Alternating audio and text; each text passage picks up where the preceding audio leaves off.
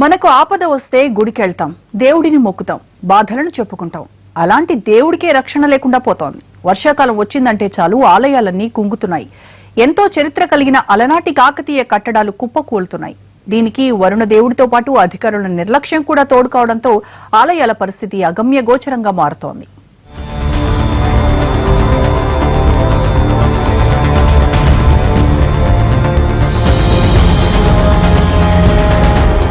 వరంగల్ జిల్లాలోని ఆలయాల పరిస్థితి దయనీయంగా మారుతోంది.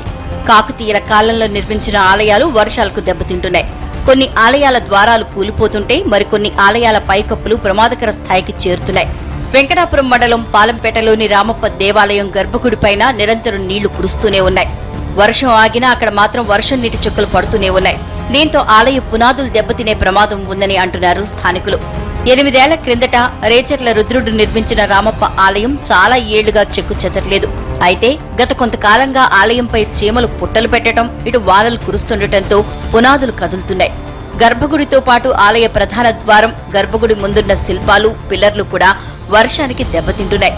పైకప్పు నుండి వచ్చే వాటర్తో గుడి మన్నిక కోల్పోతోంది.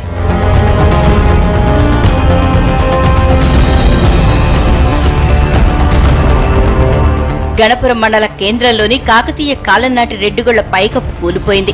ప్రమాద సమయంలో అక్కడ ఎవరూ లేకపోవడంతో ప్రాణాపాయం తప్పింది. ఇప్పుడు గోపురం సైతం ప్రమాద గంటికలు మోగిస్తోంది. కోటకోడలో ఉన్న దేవాలయాల పరిస్థితి మరీ దారుణంగా ఉంది. వర్షం పడిందంటే చాలు గుడి తడిసి ముద్దవ్వాల్సిందే. ఆలయాల పునరుద్ధరణ కోసం వేల కోట్లు కేటాయిస్తున్నా దేవాలయాల ఆధునీకరణ జరగటం లేదు.